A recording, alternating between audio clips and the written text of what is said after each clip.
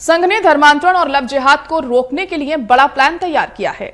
RSS प्रमुख की तरफ से निर्देश दिया गया कि ग्रामीण इलाकों में संघ के कार्यकर्ता फोकस करें। खासतौर पर नौजवान छात्रों को हर धर्म के बारे में जानकारी होनी चाहिए।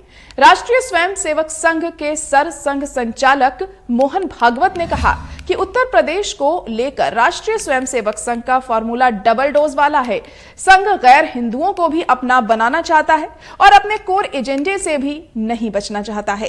एक समाज के लिए आरएसएस अपनी छवि बदलना चाहता है तो दूसरी तरफ सनातनियों को संदेश भी देना चाहता है।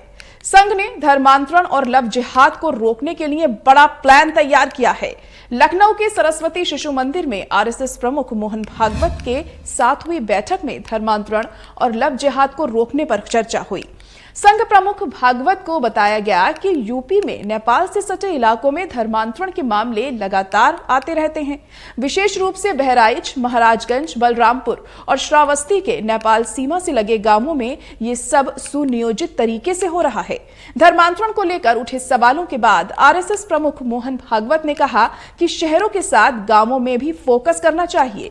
इसके लिए हिंदू समाज को जागरूक करने की जरूरत है। संघ के प्रचारकों से कहा गया कि इन इलाकों में सघन जागरूकता अभियान चलाया जाए। आरएसएस प्रमुख की तरफ से निर्देश दिया गया कि ग्रामीण इलाकों में संघ के कार्यकर्ता फोकस करें। फैसला हुआ कि लोगों से प्रचारक लगातार संवाद बनाएं और साथ ही सामाजिक धार्मिक कार्यक्रम भी लगातार चलता रहे। पिछले 2 दिनों से आरएसएस के अवध प्रांत की बैठक थी।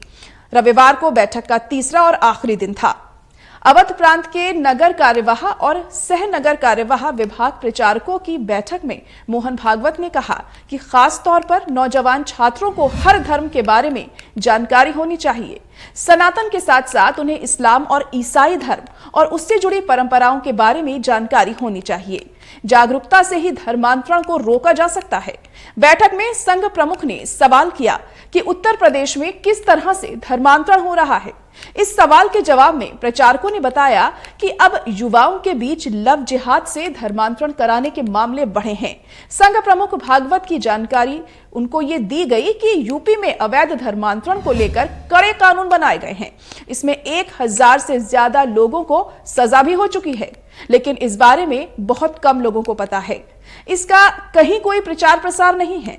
ऐसे में इस कानून के बारे में भी सबको जानकारी दी जानी चाहिए। सभी धर्मों के बारे में जानकारी होनी चाहिए। कई मामले ऐसे भी आए जब हमने अपने लोगों के पास समय पर नहीं पहुंच पाए और फिर जा ही नहीं पाते हैं हम वहां पर, और दूसरे लोग वहां तक पहुंचकर अपने धर्म का प्रचार करने लगते हैं। उन्होंने कहा कि संघ के कार्यकर्ताओं की जिम्मेदारी सबसे ज्यादा है। वह खुद हिंदुओं के बीच में धर्मांतरण के बारे में जाकर बताएं, उन्हें जागरूक करें और सबसे पहला काम हो कि सबको जागरूक करना।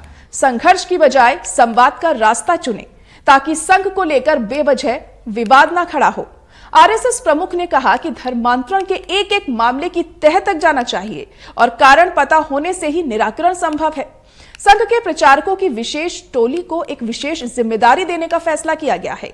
प्रचारकों से कहा गया कि युवाओं को जाकर बताएं कि टीवी पर, ओटीटी पर, इंटरनेट पर गलत कंटेंट लिव इन रिलेशनशिप की वजह से आपको कितना नुकसान होता है।